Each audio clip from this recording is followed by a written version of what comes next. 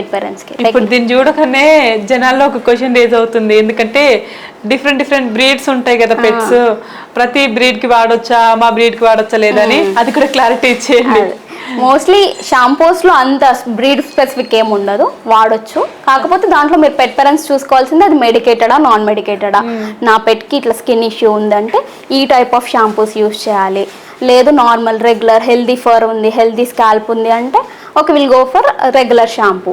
చిన్న పిల్లలు ఉన్నప్పుడు పెట్స్ ఉన్నప్పుడు ఎలాంటి జాగ్రత్తలు తీసుకోవాలంటే? ఇది చాలా గుడ్ క్వశ్చన్ యాక్చువల్లీ. మోస్ట్లీ మా దగ్గరకు వచ్చే క్లయింట్స్ కూడా అడుగుతుంటారు, మేడం మా ఇంట్లో ఇట్లా చిన్న పిల్లలు ఉన్నారు, మా ఇంట్లో ప్రెగ్నెంట్ ఉమెన్ ఉన్నారు, ఎలాంటి తీసుకోవాలనేసి. మోస్ట్లీ ఏంటంటే మీరు అవాయిడ్ చేయాల్సింది ఎక్కువ ఓవర్ లిక్కింగ్, ఓవర్ ప్యాంపరింగ్, అది అవాయిడ్ చేయాలి. చిన్నపిల్లలు కదా, వాళ్ళకి ఇమ్యూనిటీ తక్కువే ఉంటుంది ఆ ఏజ్లో, సో ఇది అవాయిడ్ చేయాలి. ఇంకా లిటర్ క్లీన్ చేయడము, యూరిన్కి కాంటాక్ట్ అయినప్పుడు ఇది చాలా జాగ్రత్తగా మీరు, ఎస్పెషల్లీ క్యాట్ పెట్ పేరెంట్స్ ఒకవేళ వాళ్ళ ఇంట్లో ఉమెన్ ప్రెగ్నెంట్ ఉంటే లిటర్ రిమూవ్ చేయడం అదన్నీ అవాయిడ్ చేస్తే బెటర్. ఎందుకంటే క్యాట్ లిటర్లో టాక్సోప్లాస్మోసిస్ అని ఉంటుంది, అది ప్రెగ్నెంట్ ఉమెన్కి చాలా డేంజర్ అనమాట. సో వన్స్ ఒకవేళ మీరు టచ్ చేసినా ఎక్కువ ఆడుకున్నా కూడా తరోగా హ్యాండ్ వాష్ చేసుకోవడం అనేది చాలా ఇంపార్టెంట్. ఇంకా అవి రెగ్యులర్గా వ్యాక్సినేటెడ్ అయ్యిందా, డివార్మింగ్ అయ్యిందా అని కూడా చూసుకోవాలి. డివార్మింగ్ చేయనప్పుడు కూడా కొన్నిసార్లు వాటి బ్రీత్ వల్ల, అది పాటీ వెళ్ళినప్పుడు వాటి డెఫికేషన్ వల్ల, వాటి వల్ల కూడా కొన్ని ఇబ్బందులు పిల్లలకు కానీ ప్రెగ్నెంట్ ఉమెన్ కానీ వచ్చే ఛాన్స్ ఉంటుంది. ఇంకా వ్యాక్సిన్ కూడా రెగ్యులర్గా, ఎందుకంటే ఆ టైంలో రేబీస్ వ్యాక్సిన్ చేయించకుండా నార్మల్గా పెట్టుకోవడం వల్ల వచ్చి మళ్ళీ ప్రాబ్లం అవుతుంది. ఇంకా ఎక్కువ ప్యాంపర్డ్గా చూసుకున్నా సరే కొన్ని కండిషన్లు ఏమంటే అవి నార్మల్గా అనిపిస్తుంటాయి, కొన్నిసార్లు అగ్రెసివ్ అయిపోతాయి సడన్గా. అందుకు అది అగ్రెసివ్ ఉన్నప్పుడు క్యాట్ స్క్రాచ్ కూడా, క్యాట్ స్క్రాచ్ అనేది చూడడానికి చాలా ఉంటుంది కానీ చాలా ఇన్డెప్త్ వెళ్ళిపోతుంటుంది, దానివల్ల కూడా థ్రెట్ఫుల్ డిసీజెస్ ఉంటుంది హ్యూమన్స్లో. సో మోస్ట్లీ వ్యాక్సినేషన్, ఇంకా నెయిల్స్ ప్రాపర్గా ట్రిమ్ అయినాయా లేవా అవి కూడా చూసుకోవాలి పెట్ పేరెంట్స్. మేడం అసలు ఇప్పుడు కొత్తగా పెట్ని తీసుకునే వాళ్ళు ఎలాంటి జాగ్రత్తలు తీసుకోవాలంటారు? అంటే వాటి గ్రోతింగ్ విషయంలో కానీ, ఫుడ్ విషయంలో కానీ, వాటి హెల్త్ విషయంలో ఎలాంటి జాగ్రత్తలు తీసుకుంటే అవి హెల్తీగా ఉంటాయంట? ఓకే, ముందు చెప్పినట్టే డివార్మింగ్ వ్యాక్సిన్ అనేది చాలా ఇంపార్టెంట్ కదా. సో ఫస్ట్ ఏంటంటే first 15 days to up to 3 months every 15 daysకి ఒకసారి డివార్మింగ్ అనేది చేసుకోవాలి. అప్ టు 6 months ఏజ్ వచ్చే వరకు ఎవ్రీ 1 monthకి ఒకసారి రిపీట్ చేసుకోవాల్సి ఉంటుంది. 6 months కంటే above like throughout the life every 3 monthsకి ఒకసారి రిపీట్ చేస్తూ ఉండాలి, ఇది important. And also vaccines start at the age of 45 days. ఆ 45 days తర్వాత దాని బూస్టర్, అండ్ ఆల్సో 2 monthsకి కరోనా వ్యాక్సిన్, 3 monthsకి రేబీస్ వ్యాక్సిన్, 4th monthకి కెనాల్ కఫ్ వ్యాక్సిన్, వాటి ఫాలోడ్ బై వాటి boosters at the age 21 days అన్న 1 month గ్యాప్లో అయినా వ్యాక్సిన్స్ వేయించుకోవాలి. అండ్ ఆల్సో ఫుడ్ కూడా ప్రాపర్గా మెయింటైన్ చేస్తూ, ప్రాపర్ ఎక్సర్సైజ్ చేస్తూ, ఇంకా మల్టీవిటమిన్ సిరప్స్ కానీ వాటికి ఏమైనా ఎందుకంటే up to 6 months to 8 months ఏజ్లో ఏమైతుందంటే వాటి ఇమ్యూనిటీ చాలా లో ఉంటుంది. అప్పుడు చిన్న నార్మల్ ఫీవరే అని నెగ్లెక్ట్ చేయకుండా ఇమీడియట్గా మీ వెట్ని కన్సల్ట్ అవ్వాలి. అండ్ ఆల్సో చిన్న ఇన్కన్వీనియన్స్ దానికి అనిపించినా మీరు వెంటనే తీసుకొని వచ్చి ప్రాపర్ ట్రీట్మెంట్ చేయించుకోవచ్చు. అండ్ ఈజీగా డైజెస్టబుల్ అయ్యే ఫుడ్స్, ఎక్కువ హార్ట్ బోన్స్ కానీ, నార్మల్ కొందరు పెట్ పేరెంట్స్ ఏం చేస్తారంటే 2 months వాటికి అప్పుడే టీత్ వస్తూ ఉంటుంటుంది, ఇచ్చింగ్ ఉంటుందని కాల్షియం హెవీ అవి థిక్ ఉంటాయి అవి ఇవ్వడం, దానివల్ల కూడా కొంచెం డెంటల్ ఇష్యూస్, టీత్ విరిగిపోవడం అలా అవుతుంది. అలా కాకుండా సాఫ్ట్ ఫుడ్ మీరు వెట్ని ఒకసారి కన్సల్ట్ అవుతే మీకు ప్రాపర్ గైడెన్స్ వచ్చేస్తుంది, అలా మీరు మెయింటైన్ చేయొచ్చు. ఈ మేజర్ డివార్మింగ్ వ్యాక్సినేషన్ చేయించి రెగ్యులర్ హెల్త్ చెకప్స్ చేయించుకుంటే మీ పెట్కి లైఫ్ స్పాన్ కూడా మీరు ఇంక్రీజ్ చేసిన వాళ్ళు అవుతారు, like from the basics. Okay, ఇప్పుడు చాలా డాగ్స్ కొన్ని సంవత్సరాలకి ఎక్స్పైర్ అయిపోతాయి, చనిపోతాయి అంటారు కదా, ఎందుకలా? అసలు ఏమైనా రీజన్స్ ఉన్నాయంటారా? రీజన్స్ అంటే ఏముండదు, సేమ్ మనకు హ్యూమన్స్లా మనకు ఒక డెడ్ లైన్ లాగానే పెట్స్కి కూడా ఒక లైఫ్ స్పాన్ ఉంటుంది. మోస్ట్లీ 10 years వరకు అవి హెల్దీగా ఉంటుంది, కొన్ని బ్రీడ్స్ 12 years ఉంటుంది.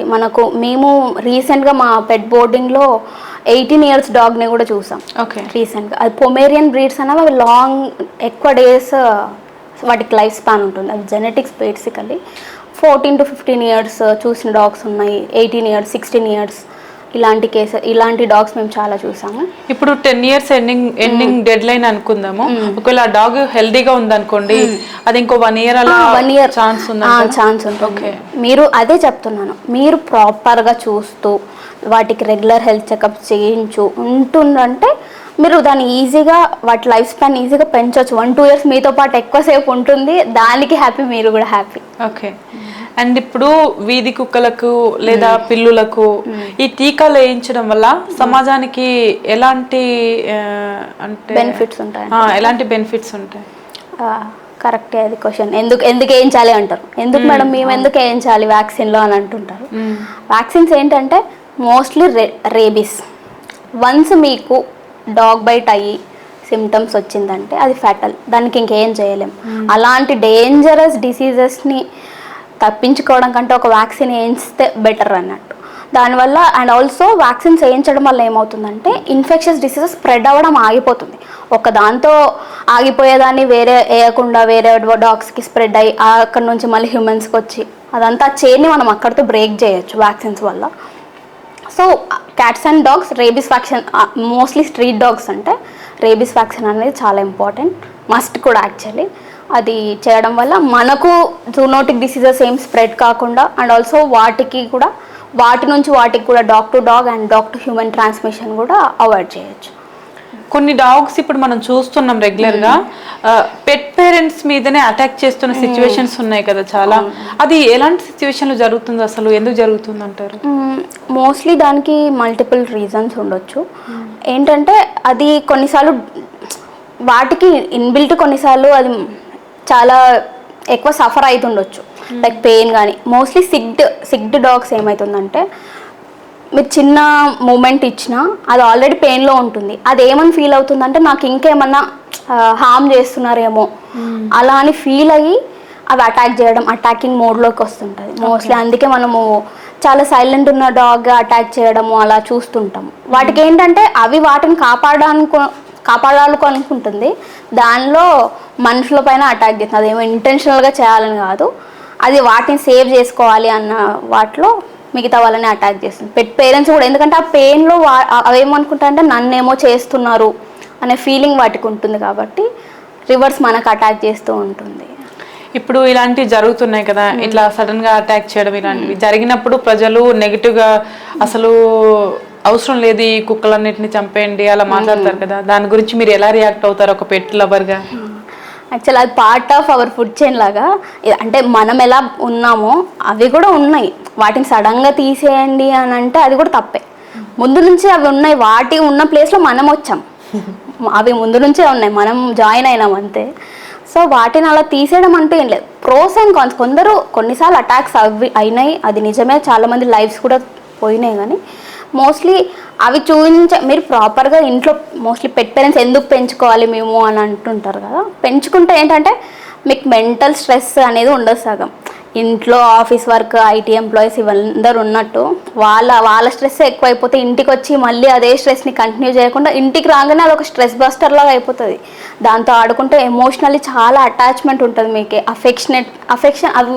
అవి చూపించినంత అన్కండిషనల్ లవ్ ఎవరు చూపించరు. వన్స్ మీరు పెంచుకుంటే మోస్ట్లీ పెట్ పేరెంట్స్ అందరూ కనెక్ట్ అవుతారు. ఇది వన్స్ వాళ్ళు పెంచుకున్నారంటే ఆ డాగ్ చూపించే అన్కండిషనల్ లవ్కి ఇంకా ఎవ్రీథింగ్ ఏమైనా ఇచ్చేద్దాం, అదంతా బాగా చూపిస్తుంది కదా అని అనుకుంటారు. అది మెంటల్ స్ట్రెస్కి చాలా హెల్ప్ఫుల్. మనుషుల కంటే పెట్స్ ఉండడం బెటర్ అంటారా మీరు?